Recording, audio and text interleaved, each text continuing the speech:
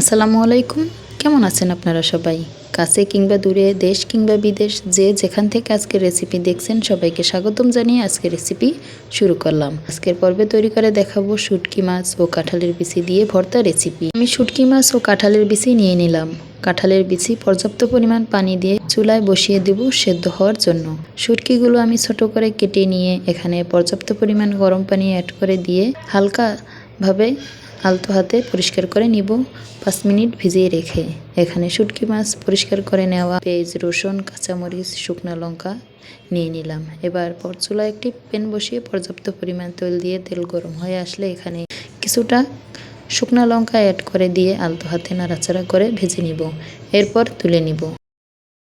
ভেজে রাখা তৈলে বাকি সব উপকরণ অ্যাড করে দিয়ে ভেজে নিব। প্রথমে এখানে কাঁচামরিচ অ্যাড করে দিলাম।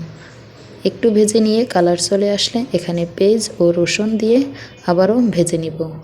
এরপরে শুটকি মাছ অ্যাড করে দিয়ে আবারও ভেজে নিয়ে এখানে অ্যাড করে দিব ওই যে আগে থেকে কাঁঠালের বিচি সেদ্ধ বসিয়েছিলাম, সেটা সেদ্ধ করে নিয়ে হাত দিয়ে সমস্ত কাঁঠালের বিচি থেকে উপরের স্কিনটা ছাড়িয়ে নিব।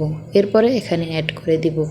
দেখতে পাইতেছেন এখানে কিন্তু আমি কাঁঠালের বিচিগুলো খুব সুন্দরভাবে পরিষ্কার করে নিয়েছি। সেদ্ধ করে পরিষ্কার করে নিয়ে কাঁঠালের বিচি এখানে অ্যাড করে দিব। এতে করে কাঁঠালের বিচির গায়ে যদি কোনো পানি একটা ভাব থাকে সেটা চলে যাবে একটু তৈলে ভেজে নিলে।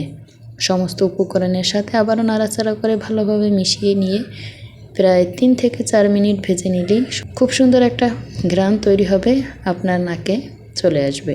এখানে অ্যাড করে দিব ফ্রোজেন করে রাখা ধনিয়া পাতা। আপনি চাইলে এখানে ফ্রেশ ধনিয়া পাতাটাও অ্যাড করে দিতে পারেন।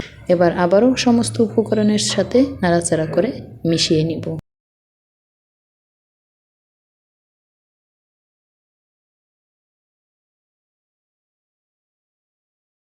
আবারও 3 থেকে 4 মিনিট রান্না করে নিলেই দেখা যাবে পানিটা শুকিয়ে আসবে। এরপর চুলা থেকে নামিয়ে নিয়ে ঠান্ডা করে একটা বাটিতে তুলে নিলাম। বাটি থেকে এখন ব্লেন্ডার জারে দিয়ে দিব।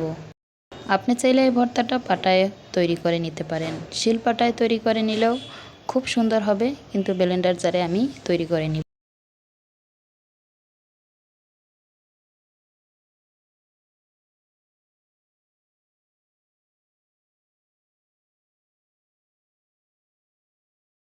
যে যেখান থেকে আজকে রেসিপি দেখছেন চ্যানেলটি সাবস্ক্রাইব করে বেল আইকন অন করে রাখতে পারেন, যাতে আমার নতুন ভিডিও সবার আগে আপনার কাছে পৌঁছে যায়।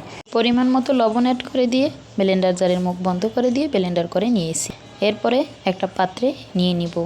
দেখতেই পাইতেছেন মাশাআল্লাহ ভর্তার কালারটা যেমন সুন্দর হয়েছে, খেতেও কিন্তু মাশাআল্লাহ অনেক মজার হয়েছে। এবার সমস্ত ভর্তাটা একটা পাত্রে নামিয়ে নিয়ে এখান থেকে কিছুটা ভর্তা হাতে নিয়ে গোলাকার শেপ দিয়ে নিয়ে পরিবেশন করে নিব।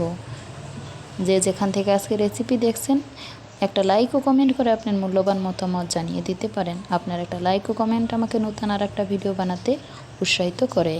হাতের সাহায্যে এভাবে গোলাকার শেপ দিয়ে নিলাম। এভাবে সবগুলো তৈরি করে নিয়ে এখন একটা পাত্রে সাজিয়ে নিলাম।